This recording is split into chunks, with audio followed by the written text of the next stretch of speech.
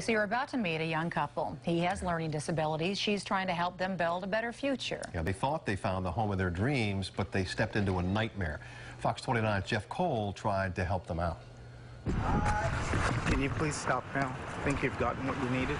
His name may not ring a bell, but Tyron Ali has been at the center of local scandal for years. Listen, I don't want this on television. I hear you. I want to talk to you, though. A former registered lobbyist who ran a food program and daycare, Ali once faced hundreds of criminal charges related to taking federal funds intended for poor kids and seniors.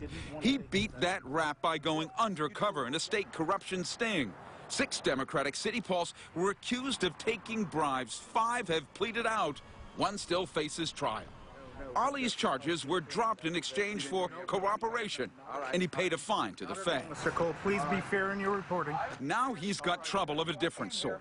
I know the kids are mad and sad. Stephen and Cindy Kuhn thought they'd found just the right home in Frankfurt, a 2-bedroom with a basement and yard on Kinsey Street. Stephen says he met the owner, Ali, through a job and even helped work on some of his rentals. I gave him a hand to get it together. So you worked on what was going to be your apartment? Correct. The couple says they signed a lease and started moving stuff in just before the new year. The landlord invited them to look around the place, but got upset when a relative tried entering the basement. Well, what's wrong with that? No idea. Well, what did he say? He asked them not to go down in the basement. You have no business going down now. Then, Ali wanted the brother-in-law banned from ever visiting. The couple backed away. Ali kept the key and their $1,400 deposit. That's when the Coons say they learned of Ali's past. Hey, Tyron, don't run. I'm Jeff Cole from Fox. Records show Ali owns multiple properties, but he's renting someone else's place on Rutland Street. We asked about the Coons. You got $1,400 of his money. What happened? He didn't want to take possession of it. Well, you did a little addendum.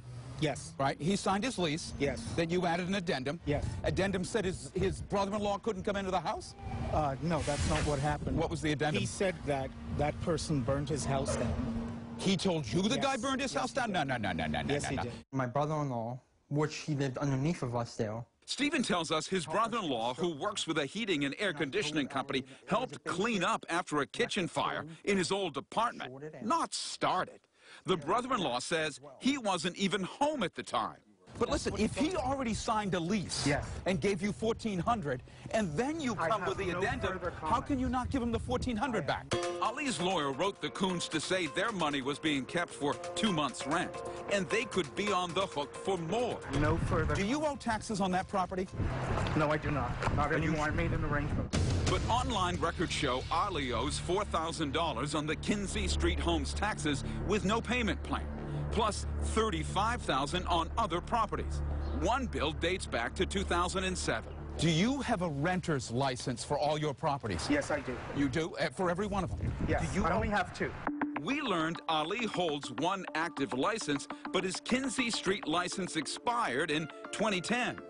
The Coons were initially pleased to find this rental because Stephen has neurofibromatosis, a genetic disorder that can cause learning disabilities. His income is limited.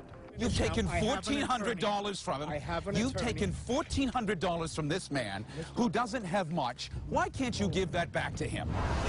We are going to court. We will be in court on this. Actually, the Coons' small claims case was dismissed last month when Ali couldn't be served with papers. Did you pull all the licenses you needed for the work that were done on those properties? I did the majority of the work myself. Well, you think that you don't need to be licensed in any way? I replaced the sinks and I replaced the sheetrock. I didn't do anything else. Yet emails Stephen gave the court show Ali switched the Kinsey Street home from gas heat to electric. Online records show no permit pull. We asked Ali about his past. And your involvement with the Attorney General's office. Does this reflect on this in any way? Are you at all concerned that it does? Not at all. But should the public think that maybe you're not being up and up here? No, sir. No, sir. Jeff Cole, Fox 29 News.